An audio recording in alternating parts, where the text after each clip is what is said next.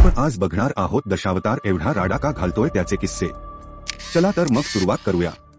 किस्सा नंबर 1। ज्या सिनेमाची प्रेक्षक आतुरतेने वाट पाहत होते तो दशावतार सिनेमा प्रदर्शित झाल्यापासूनच बॉक्स ऑफिसवर राज्य करतोय।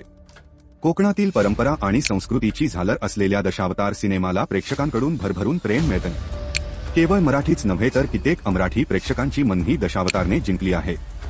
त्यामुळेच प्रेक्षक सिनेमा पाहण्यासाठी थिएटरमध्ये गर्दी करत आहे। अशाच एका अमराठी प्रेक्षकाचा व्हिडिओ समोर आला आहे। दशावतार पाहून भारावून गेलेल्या या प्रेक्षकाने थिएटरमध्येच दिलीप प्रभावळकरांना कडक सल्यूट ठोकला आहे। दशावतार सिनेमातून दिलीप प्रभावळकरांनी पुन्हा एकदा त्यांच्या अभिनयाच्या ताकदीचं दर्शन घडवलं आहे। हा सिनेमा पाहिल्यानंतर अमराठी प्रेक्षकाने दिलीप प्रभावळकरांचं कौतुक केलं आहे।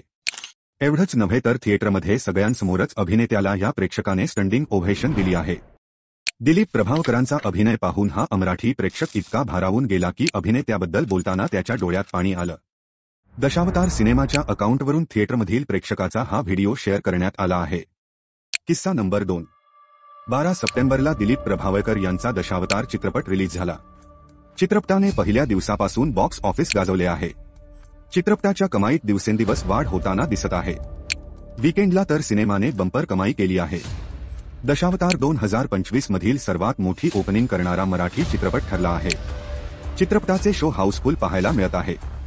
4 दिवसांत चित्रपटाने किती कोटींचा व्यवसाय केला जाणून घेऊया। दशावतार सोबत 12 सप्टेंबरला आणखी 2 चित्रपट रिलीज झाले आहे।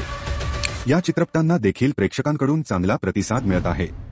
यात आरपार आणि बिन लग्नाची गोष्ट या सिनेमांचा समावेश आहे। आरपारमध्ये हृता दुर्गुळे आणि ललित प्रभाकर ही नवीन जोडी झळकली आहे। तर बिन लग्नाची गोष्टमध्ये महाराष्ट्राची लाडकी जोडी प्रिया बापट आणि उमेश कामत खूप काळानंतर एकत्र पाहायला मिळत आहे। दशावतारमधील दिलीप प्रभावळकर यांच्या लुकने सर्वांचे लक्ष वेधून घेतले आहे।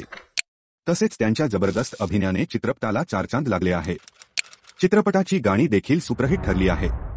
दशावतार ही कोकणातील एक लोककला आहे।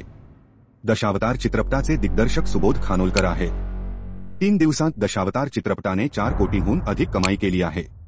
त्यामुळे भविष्यात हा चित्रपट बक्कळ पैसा कमावेल असे चित्र दिसत आहे।